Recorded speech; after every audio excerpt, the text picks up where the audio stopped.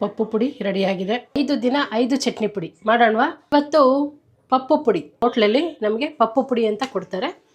White ರೈಸಿಗೆ ಹಾಕೊಂಡು ತಿಂದರೆ ತುಂಬ ಚೆನ್ನಾಗಿರುತ್ತೆ. ಬಿಸಿ ಬಿಸಿ ಅನ್ನಕ್ಕೆ 1 ಸ್ಪೂನ್ ತುಪ್ಪ ಮತ್ತು 1 ಸ್ಪೂನ್ ಪಪ್ಪು ಪುಡಿ ಹಾಕೊಂಡು ತಿಂತಾಯಿದ್ರೆ ಸೂಪರಾಗಿರುತ್ತೆ. ಬನ್ನಿ ಮಾಡೋಣ. ಹಚ್ಕೊಳ್ಳೋಣ. ಮೊದಲಿಗೆ ತೊಗರಿಬೇಳೆ ಬಾಣಲಿ ಬಿಸಿಯಾಗಿದೆ, ಹಾಕ್ಕೊಂಡು ಹುರ್ಕೊಳ್ಳೋಣ. ಕಲರ್ ಚೇಂಜ್ ಆಗಿದೆ. ಇವಾಗ ಇದನ್ನು ಒಂದು ಪ್ಲೇಟ್ಗೆ ಹಾಕ್ಕೊಳ್ಳೋಣ. ಕಡಲೆಬೇಳೆನೂ ರೆಡಿಯಾಗಿದೆ. ಇವಾಗ ಹೆಸರುಬೇಳೆನೂ ರೆಡಿಯಾಗಿದೆ. ಇದನ್ನು ಒಂದು ಪ್ಲೇಟ್ಗೆ ಹಾಕ್ಕೊಳ್ಳೋಣ. ಇವಾಗ ಬಾಣಲಿಗೆ ಸ್ವಲ್ಪ ಎಣ್ಣೆ ಹಾಕ್ಕೊಳ್ಳೋಣ. ನಾನಿಲ್ಲಿ ಒಂದು 10 ಗುಂಟೂರು ಮೆಣಸಿನ್ಕಾಯಿ ತೊಗೊಂಡಿದ್ದೀನಿ. ಇದನ್ನು ಸ್ವಲ್ಪ ಹುರ್ಕೊಳ್ಳೋಣ. ಇದ್ರ ಜೊತೆಗೆ 1 ಸ್ಪೂನಷ್ಟು ಜೀರಿಗೆ ಹಾಕ್ಕೊಳ್ಳೋಣ. ಇದನ್ನು ಮಿಕ್ಸಿ ಜಾರ್ಗೆ ಹಾಕ್ಕೊಳ್ಳೋಣ. ಫಸ್ಟು ಮೆಣಸಿನ್ಕಾಯಿ ಜೀರಿಗೆ ಪುಡಿ ಮಾಡ್ಕೊಳ್ಳೋಣ. ಬ್ಯಾಡಗೆ ಮೆಣಸಿನ್ಕಾಯಿ ಇಷ್ಟು ತರ್ತರಿಯಾಗಿ ಪುಡಿಯಾಗಿದೆ. ಇದಕ್ಕೆ ಸ್ವಲ್ಪ ಹುಣಸೆಹಣ್ಣು ಹಾಕ್ಕೊಳ್ಳೋಣ.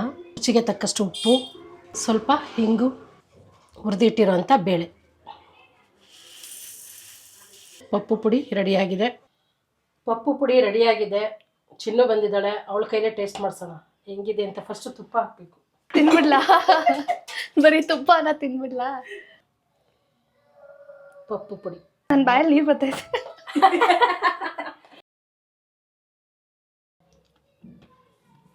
ಚೆನ್ನಾಯ್ತಾ? ಡಿಫ್ರೆಂಟ್ ಆಗಿ ಚೆನ್ನಾಗಿದೆ ನೋಡಮ್ಮ. ಚೆನ್ನಾಗಿದೆಯಾ? ನಾನು ಎಂಜಾಯ್ ಮಾಡ್ತೀನಿ. ನೀವು ಮನೆಯಲ್ಲಿ ಟ್ರೈ ಮಾಡಿದ್ರೆ ತಿಳಿಸೋದನ್ನ ಮರಿಬೇಡಿ.